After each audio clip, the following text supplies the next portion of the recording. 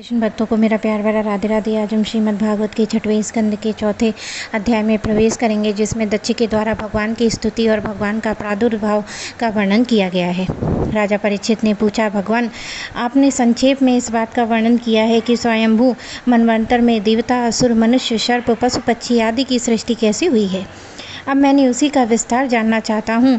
प्राकृत्य आदि कारणों के भी परम कारण भगवान अपनी जिस शक्ति से जिस प्रकार उसके बाद की सृष्टि करते हैं, उसे जानने में मेरी बड़ी इच्छा है। सूत जी कहते हैं, शौनकादिक ऋषियों परम योगी व्यास नंदन श्री सुखदेव जी ने राज ऋषि परीक्षित का यह सुंदर प्रश्न उनका अभिनंदन किया और इस प्रकार कहा। श्री सुखदेव जी ने कहा, राजा प्राचीन बहिर के 10 लड़के हैं जिनका नाम प्रचेता था। जब समुद्र से बाहर निकले तब उन्होंने देखा कि हमारे पिता के निवृत्ति परायण हो जाने से सारी पृथ्वी पेड़ों से गिर गई है। उन बच्चों पर बड़ा क्रोध आया और उन्होंने अपने तपोबल से मानो क्रोध की आग में आहुति ही डाल दी हो।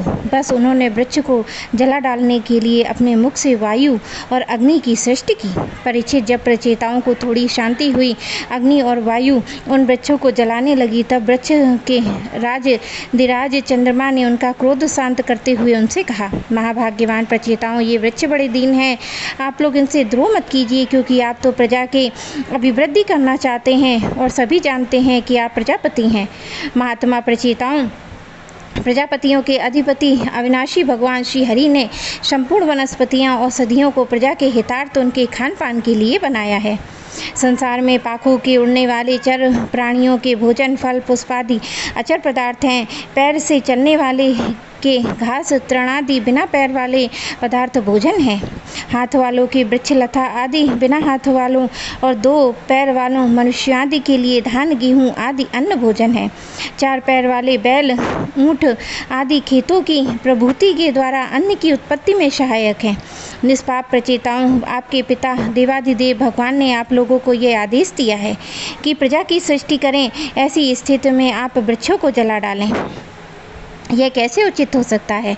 आप लोग अपना क्रोध शांत करें और अपने पिता पितामह प्रतिमा आदि के द्वारा सेवित सत्य पुरुषों के मार्ग का अनुसरण करें। जैसे माँ बाप बालकों को पलके नेत्रों के पति पत्नी की, गृहस्थ भिक्षुकों की और ज्ञानी अज्ञानियों की रक्षा करते हैं और उनका हित चाहते हैं, वैसे ही प्रजा की रक्षा करें और उनका हित का उत्तरदायी राजा होता है। प्रचेताओं, समस्त प्राणियों के हृदय में सर्वशक्तिमान भगवान आत्मा के रूप में विराजमान है। इसलिए आप लोग सभी को भगवान का निवास स्थान समझें। यदि आप ऐसा करेंगे तो भगवान को प्रसन्न कर लेंगे।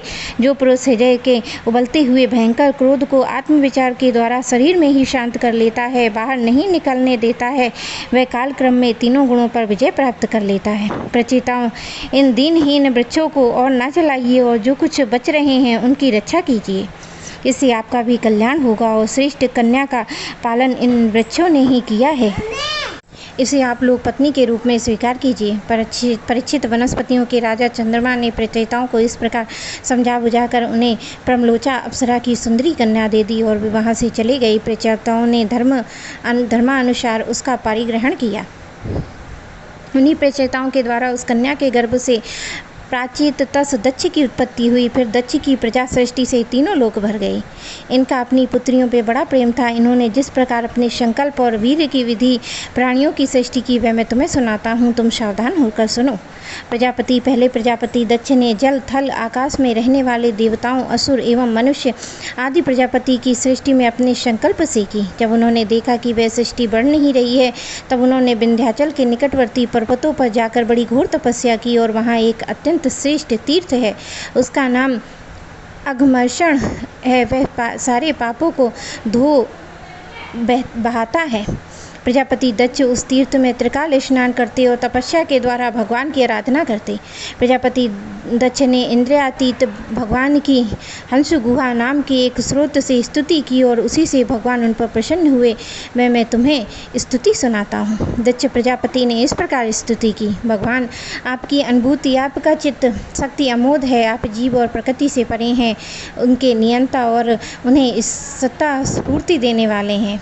जिन जीवों ने त्रिगुणमयी सृष्टि को वास्तविक सत्य समझ रखा है, वे आपके स्वरूप का साक्षात्कार नहीं कर सके, क्योंकि आप तक किसी प्रमाण की पहुँच ही नहीं है। आपकी कोई अवधि, कोई सीमा नहीं है। आप स्वयं प्रकाश और परात्पर हैं, मैं आपको नमस्कार करता हूँ।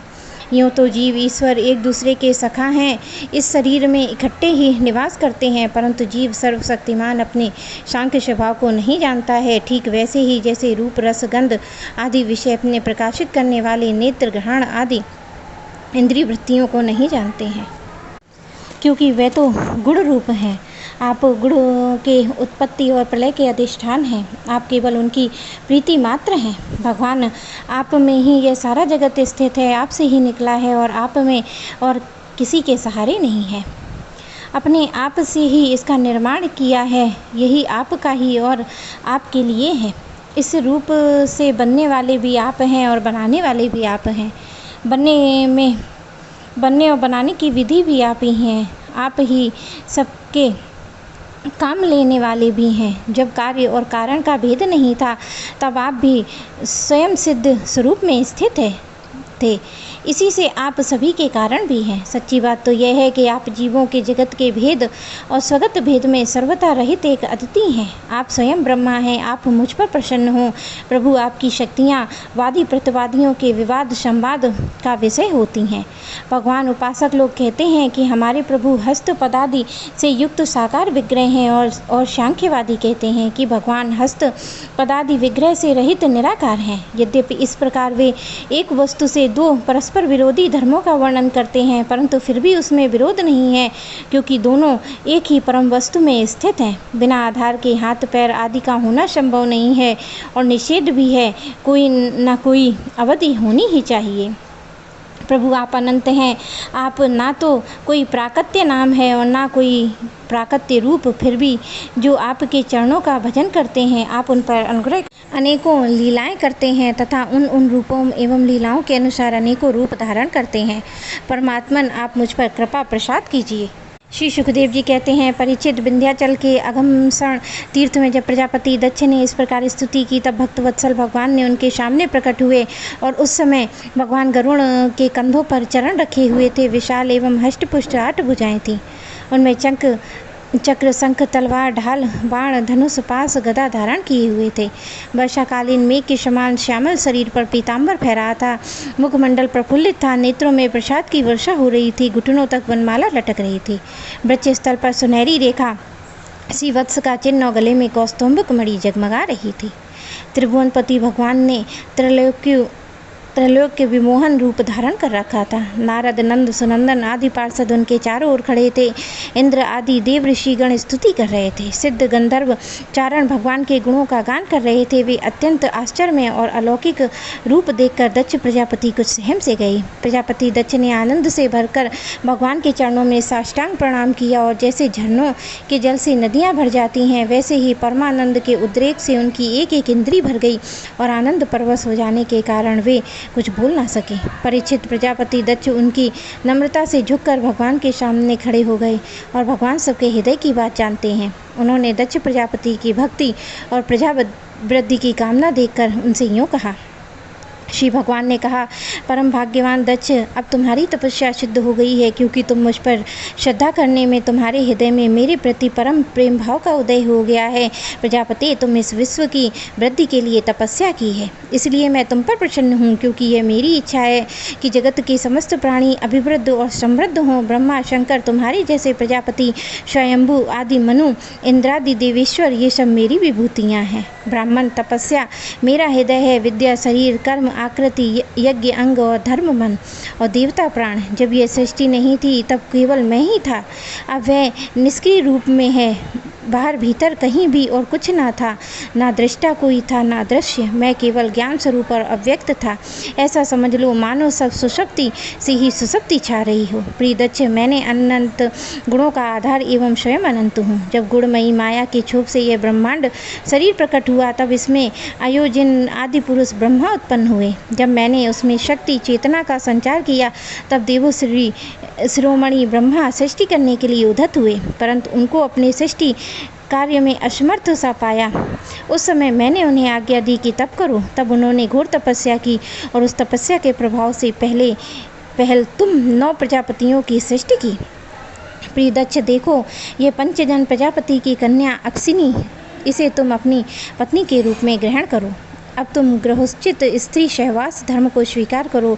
ये अश्विनी भी उसी धर्म को स्वीकार करोगी, तब तुम इसके द्वारा बहुत सी प्रजा उत्पन्न कर हो सकोगी। प्रजापते, अब तक सो मानसी सृष्टि होती थी, परंतु अब तुम्हारे पास सारी प्रजा मेरी स्त्री पुरुष के संयोग से ही उत्पन्न होगी तथा मेरी सेवा में तत्पर रहेगी। श्री सुखदेव जी कहते हैं, विश्व के जीवनदाता भगवान श्री हरि यूँ कहकर दक्ष के सामने ही अंतर्ध्यान हो गए और जैसे स्वप्न में देखी हुई वस्तु स्वप्न में टूटते ही लुप्त हो जाती है। मेरे प्यारे कृष्ण